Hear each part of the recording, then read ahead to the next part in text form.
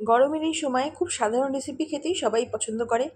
নমস্কার বন্ধুরা, সুদীপা রকমারি চ্যানেলে আজ আমি নিয়ে এসেছি উচ্ছে সজনের ডাঁটা আলু চচ্চড়ি। চলুন কিভাবে আমি করি।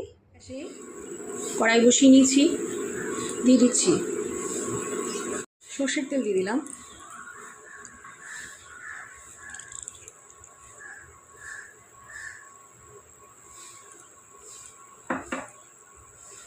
তেল গরম হয়ে গেছে। আমি দিয়ে দিচ্ছি এখানে উচ্ছেটাকে আমি নুন দিয়ে চটকে রেখেছিলাম, নুন দিয়ে মেখে রেখেছিলাম। উচ্ছেটা দিয়ে দিলাম প্রথমে। এখানে আমার 5টা উচ্ছে আছে। উচ্ছেটা প্রথমে ভেজে নেব। একটু সময় আমি ঢাকনা দিয়ে ঢেকে দিচ্ছি। 3 মিনিট বাদে এলাম, ঢাকনা খুললাম। উচ্ছেটা ভাজা হয়ে গেছে, তুলে নেব। এর থেকে বেশি ভাজবো না, ভাজা হয়ে গেছে, তুলে নিচ্ছি। কড়াই বসিয়ে দিয়েছি, আবার দিয়ে দিচ্ছি সর্ষের তেল, দিয়ে দেবো কালো জিরে,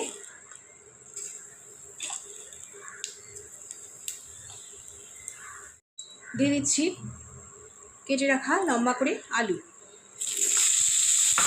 দুটো মিডিয়াম সাইজের আলু এখানে আছে।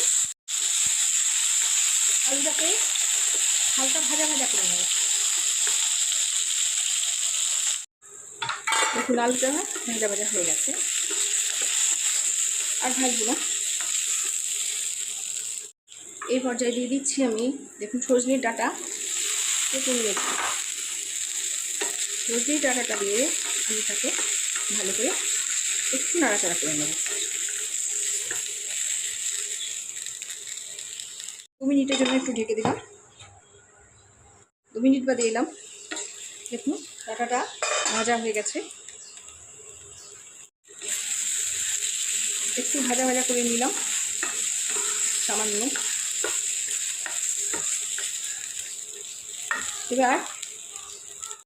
এবার দিয়ে দিচ্ছি এখানে সর্ষে বাটা। বাটিটা ধুয়ে একটু জল দিয়ে দিলাম। এটাকে আমি নুন আর হলুদ দিয়ে সর্ষেটাকে বেটে, নুন আর হলুদ দিয়ে সর্ষে বাটাটাকে আমি রেডি করে রেখেছিলাম, দিয়ে দিলাম। এবারে দিয়ে দিচ্ছি আর একটু জল, মিশিয়ে নিচ্ছি।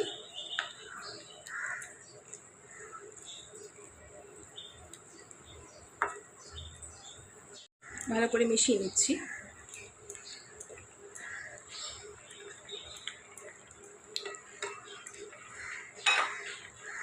উচ্ছেটা ভেজেছিলাম সেটা দিয়ে দিলাম।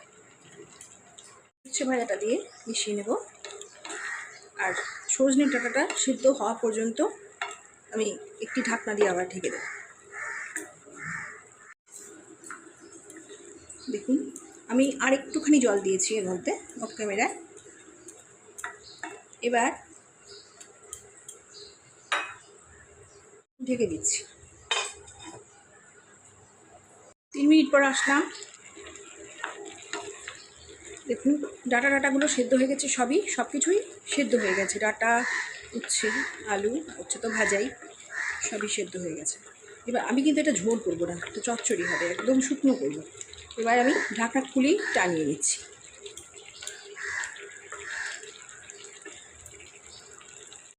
এইভাবে নেড়ে চেড়ে আমি জলটা এবার টানিয়ে নিচ্ছি।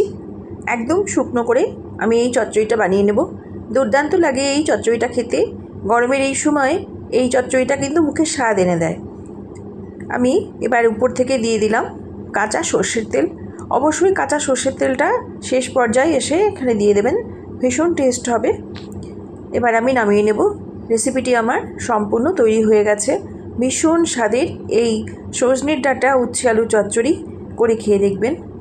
ভাতের প্রথম পাতে এটি থাকলে ভীষণ ভালো লাগে খেতে, সবাই খুব আনন্দ করে খাবে।